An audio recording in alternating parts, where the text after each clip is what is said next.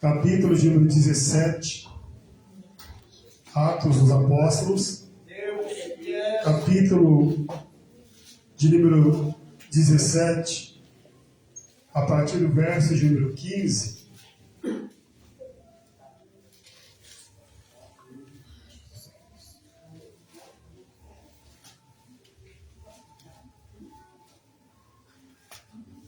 Glória a Deus, aleluia.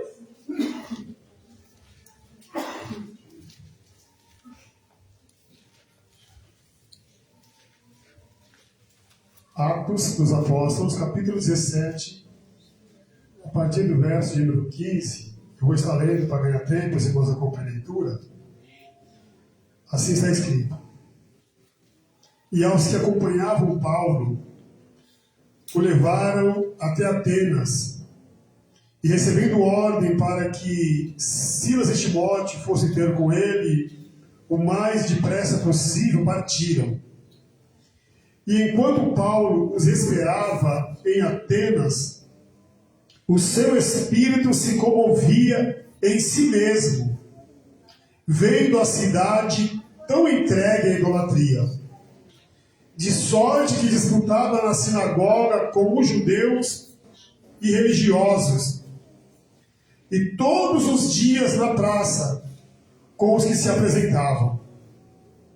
E alguns dos filósofos epicureus e estoicos contendiam com ele. Uns diziam: que quer dizer este paroleiro?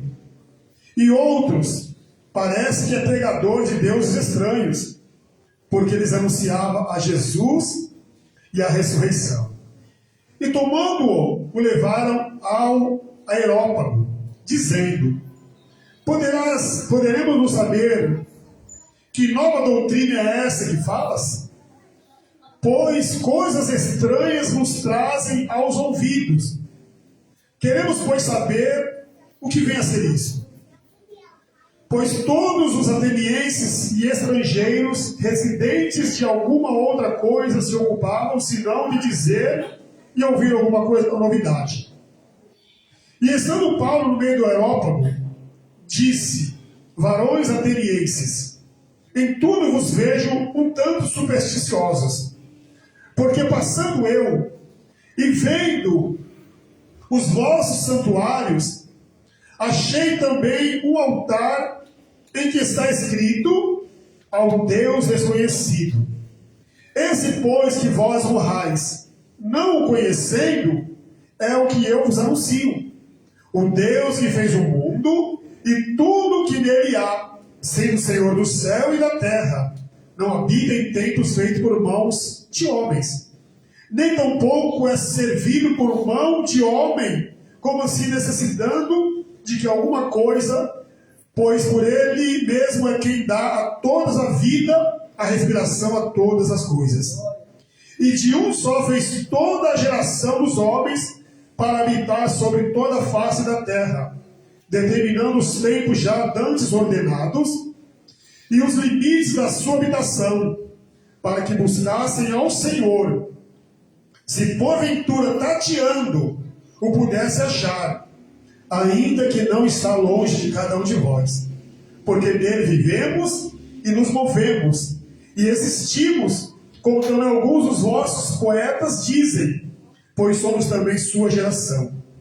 Sendo nós, pois, geração de Deus, não havemos de cuidar que a divindade seja semelhante ao ouro ou à prata, ou à pedra esculpida por artifício, em imaginação dos homens. Mas Deus, não tendo em conta os tempos da ignorância, anuncia agora a todos os homens e em todo lugar que se arrependam. Amém? Amado e querido Deus, obrigado, meu Senhor, pela tua palavra ora lida. Obrigado, Senhor, porque o Senhor tem falado conosco desde o início deste culto, e pedimos que o Senhor também possa continuar falando através dessa leitura que ora acabamos de fazer. Senhor, abençoa teus filhos, as finanças, dando prosperidade material e espiritual, em nome de Jesus. Amém. E graças a Deus. Pode aceitar, irmãos? As horas já estão avançadas, eu vou tentar ser o mais breve possível para não tomar muito tempo. Todavia, o texto não é tão difícil de compreendermos, mas há alguns detalhes a ser observado. O primeiro detalhe a ser observado aqui no texto de Atos, capítulo 17, irmãos, é que enquanto Paulo esperava os seus companheiros de missão, ele ficou observando a cidade de Atenas. Ele observava que o povo estava afundado numa cegueira espiritual. E aquilo começou a acomodar o espírito de Paulo. Porque, na verdade, irmãos, se nós não formos incomodados por aqueles que estão perdidos, quem está perdido somos nós. Se alguém que está indo para o abismo, aquilo não te incomodar, é bem provável que o mal também está em você. Você ainda está morto por este mundo. E nós temos que fazer essa avaliação. Nós vamos ler aqui o texto de João, capítulo 15, que diz que aquele que tem Jesus dá fruto. Se nós não damos fruto, alguma coisa está errada em nós. Parece que a vara está morta. Porque quem está morto não pode dar fruto. Nós somos muito bons para condenar e julgar, mas para se comover com quem está atolado no engano, no pecado, é que é a questão. Então essa é a primeira lição que nós tiramos desse texto de Atos, capítulo 17. Que o homem de Deus, que uma vez foi liberto do pecado, das trevas, e hoje enxerga a bendita luz do Senhor, ele se comove com quem ainda está nas trevas. Porque ele sabe como é terrível estar nas trevas. Aquilo comoveu Paulo. E ele entrou na cidade. E olha que agora tem outro segredo aqui, irmãos. O segredo está agora no versículo de número 17. Ele disputava na sinagoga com os judeus religiosos. Naquela cidade tinha uma sinagoga dos judeus que não se comoviam com a idolatria dos atenienses. Eram apenas religiosos. Porque quem é apenas religioso não se preocupa com quem está no abismo. Ele só pensa em si próprio, como a salvação só fosse para ele. Ele não se comove com quem está nas drogas. Já vê aquela pessoa que vê o afeminado e fica tirando sarro? Fica fazendo zombaria? Fala de crente, irmão. Ele não consegue enxergar que atrás daquele afeminado, daquele homossexual, tem uma alma. Então ele tem habilidade para zombar, para escarnecer. Ele está vendo que aquela alma está aprisionada pelo diabo e aquilo não comove a sua alma. Então aquela pessoa está morta tanto quanto a outra. Ele é apenas um religioso. E Paulo disputava com os religiosos, que tinha a chave, como diz Jesus em Mateus capítulo 23. Tinha a chave, mas não abria a porta e também não deixava entrar quem queria entrar. Nós temos a chave dos segredos de Deus. Nós temos que abrir a porta para quem está nas trevas entrar também. A maior dificuldade do filho pródigo foi o irmão religioso que ficou na casa. É ou não é? Hoje a dificuldade é de receber o filho pródigo de volta, porque o religioso está na casa não aceita. Você abraçar ele, você dá prestígio para ele, você dá ocasião para ele voltar a ser quem ele era antes. Não é o lá de fora, é os religiosos. A religiosidade é um mal que não pode permanecer no nosso coração. Glória a Deus. Paulo agora entra na cidade, pregando o evangelho. E alguém chega para ele: quem é esse paroleiro que está falando aí? Que conversa é essa aí? Que doutrina nova é essa aí? chamaram ele para uma conversa. Do que você está falando, rapaz? Nós nunca ouvimos essa mensagem aí. Olha só. A mensagem religiosa é diferente. Eles falam de coisas terrenas.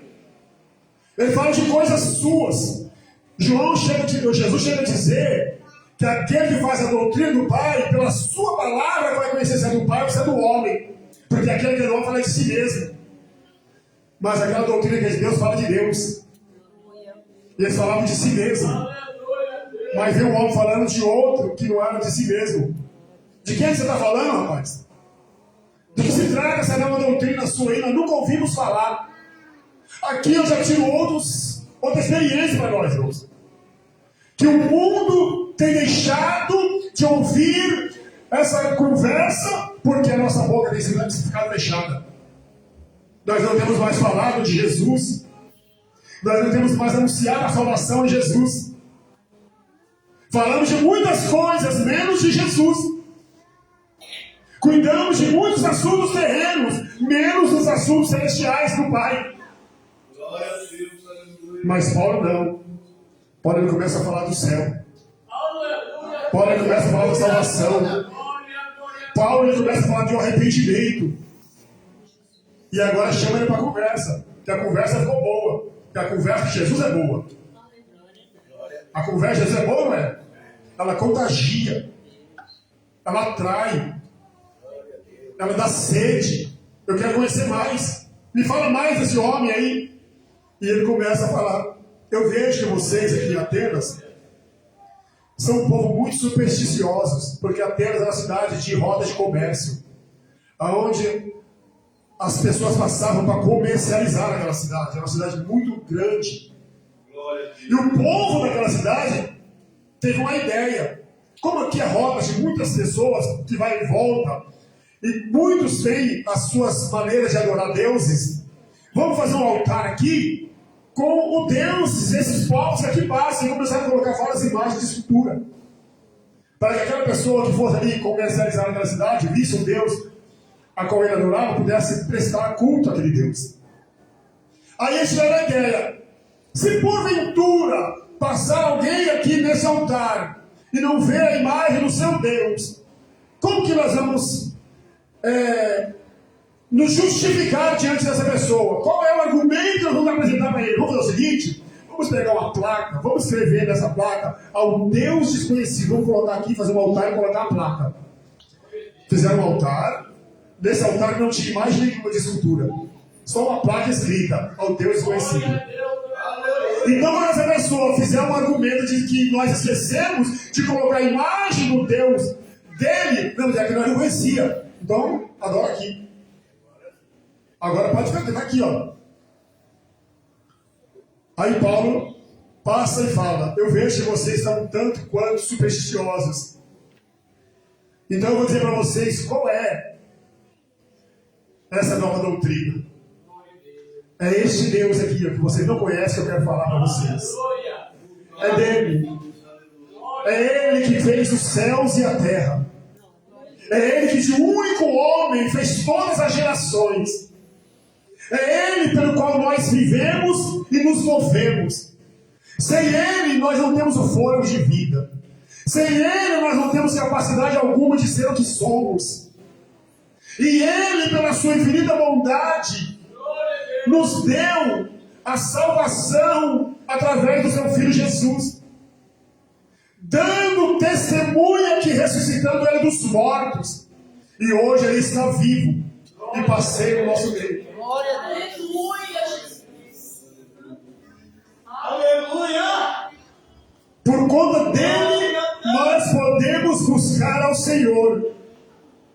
Vocês estão tentando buscar ao Senhor como cego tateando, e ele está tão perto de vocês.